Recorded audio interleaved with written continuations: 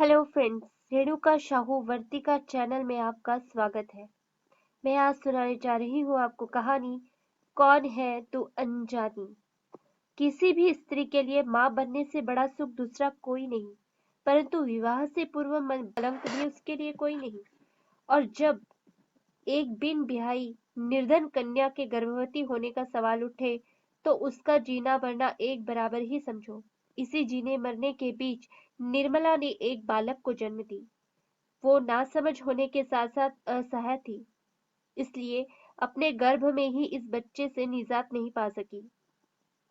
परंतु उसमें अब ये क्षमता भी नहीं थी कि वो उस बच्चे को गला घोट कर मार डाले, क्योंकि अब वो माँ बन चुकी थी। उसके भीतर ममता उत्पन्न हो चुकी थी। वो इतनी अस्वस्थ थी कि बच्चे का न पेट भर सकती थी न उसका पोषण कर सकती थी। निर्मला अपनी सखी से सहायता लेती हुई बच्चे के पिता के घर ये संदेश भिजवा दी कि वह इस बच्चे को शरण देने की कृपा करे, अन्यथा इस मासूम की जो गति होगी उसका पाप आप पर ही अवश्य लगेगा। इस बच्चे का पिता मध्यम वर्गीय सभ्य कहा जाने वाला परिवार का पुत्र था, परंतु एक ऐसा परिवार जहां जायदाद तथा संपत्ति को लेकर रिश्तों में मतभेद एवं अशांति बनी ही रहती थी। अपनी कुछ कमजोरियों एवं पारिवारिक कलह की विवशता तथा तनाव फलस्वरूप वो कुछ समय पूर्व आत्महत्या कर चुका था। फिर भी मानवीयता तथा पुत्र की करतूतों को छिपाने की कोशिश में बच्चे के दादा अर्थात बच्चे के पिता ने उसे अपने घर लाने का कष्ट किया। परंतु अब घोर समस्या थी। घर की इज्जत एवं प्रतिष्ठा धूमिल न होने पाए। बच्चा अपनी दादा की गोद में घर तो आ गया, परंतु उस मासूम से घर के लोग तो क्या, घर की दीवारें तक मुंह सिकोड़ने लगी। घृणा के भाव सभी के मुख पर लक्षित थे। फिर तय हुआ कि बच्चा कुछ समय के लिए छोटे भाई किशन को सौंप दिया जाए। उन्हें बुलवाकर सारी बातों से अवगत कराया गया और साथ ही निवेदन भी किया गया कि बच्चा वे कुछ समय के लिए अपने पास रखें। किशन एक बहुत ही नम्र स्वभाव वाला व्यक्ति है। सभी की सहायता करना मानवीय धर्म समझता है। अतः ये कठिन निवेदन भी किशन ने स्वीकार कर लिया। रिश्ते में किशन इस बच्चे के छोटे दादा होते थे। जैसे ही किशन बच्चे को गोद में लिए घर के भीतर प्रवेश करने हेतु चौखट लांघने लगे, त्यों ही आशा उत्साहित भाव से दौड़ती हुई करीब आई।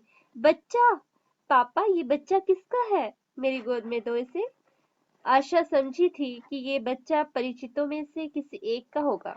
देखते ही देखते सभी सदस्य यहाँ एकत्रित हो गए। सभी का एक ही सवाल था, बच्चा किसका है?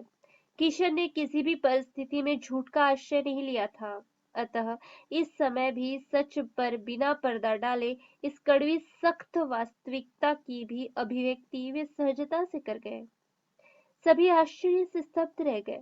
एक नाजायज बच्चा जिसकी माँ अत्यंत कमजोर तथा अस्वस्थ है, इस अवस्था में भी नहीं कि बच्चे की क्षुधा को तृप्त कर सके, और पिता पहले ही जीवन त्याग चुका है।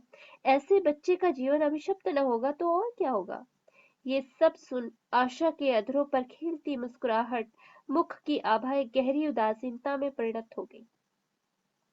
कुछ घृणित भाव आशा के मन में भी उस मासूम के प्रति बैठ गए। किंतु इन सब में उस नवजात शिशु का क्या दोष, जो जन्मते ही सभी सुखों से वंचित हो गया?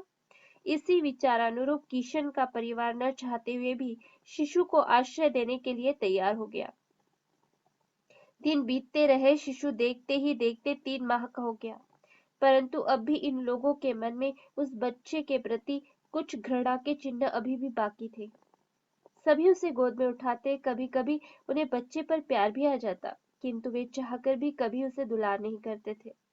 पड़ोसियों तथा परिचितों से गुप्त रखने हेतु यही कह देते कि बच्चा हमारे एक संबंधी का है और अब भगवान को प्यारा हो गया है और अब इसकी माँ भी जीवित नहीं है, अतः बच्चा कुछ समय के लिए हमारे संरक्षण में है। इसका 100% सत्य तो केवल पड़ोस की एक मौसी ही जानती थी, जो अंतरंग पड़ोसन थी। मौसी इस बच्चे को प्यार करती थी, बल्कि प्यार करने के साथ साथ ये बच्चा उनके लिए एक विशेष महत्व भी रखता था। क्योंकि इस बच्चे के आने से मौसी का अकेलापन एक घनघोर काली बदली की तरह छट गया था। बच्चा होते होते 6 मास का हो गया। उसका मुखमंडल उभरने लगा और रंग अधिक खिल उठा। उसके चेहरे का तेज जो भी देखता वात्सल्य लुटाए बिना न रहता। अब तो घर के सभी सदस्य उसे अपनत्व के साथ बुलाने लगे थे।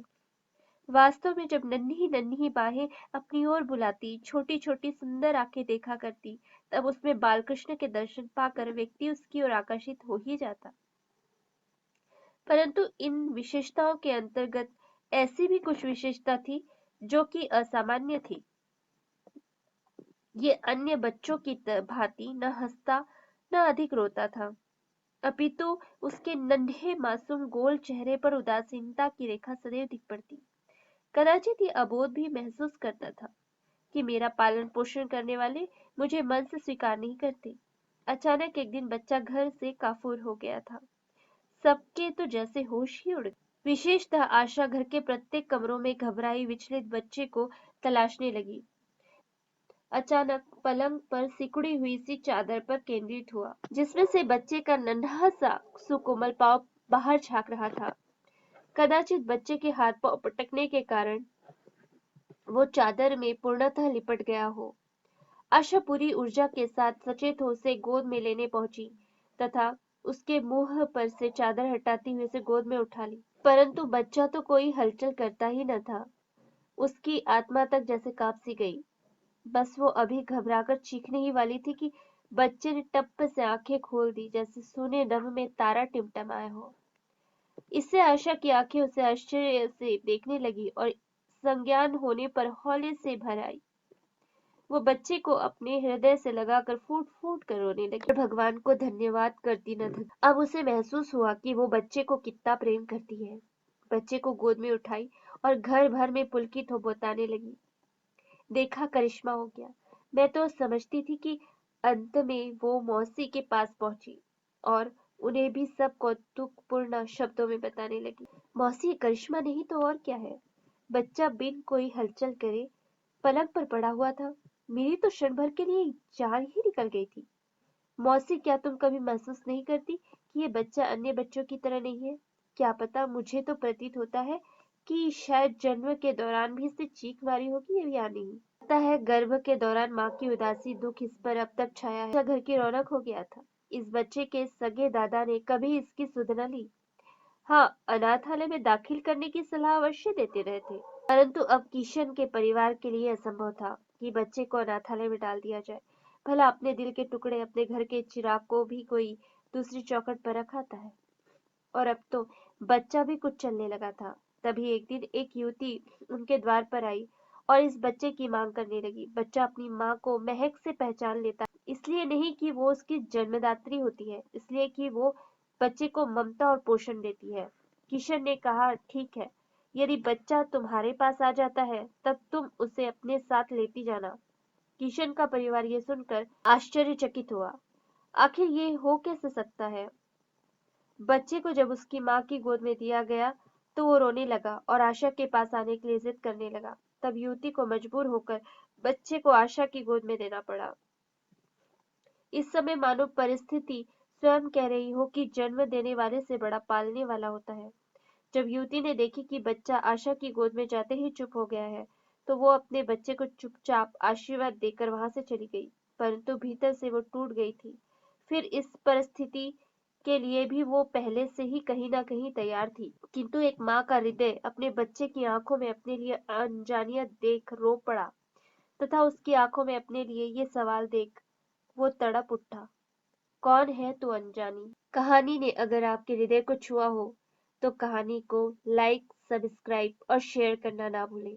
मैं फिर आपसे मिलूंगी अपनी अगली कहानी में। माँ बाबूजी के पत्र।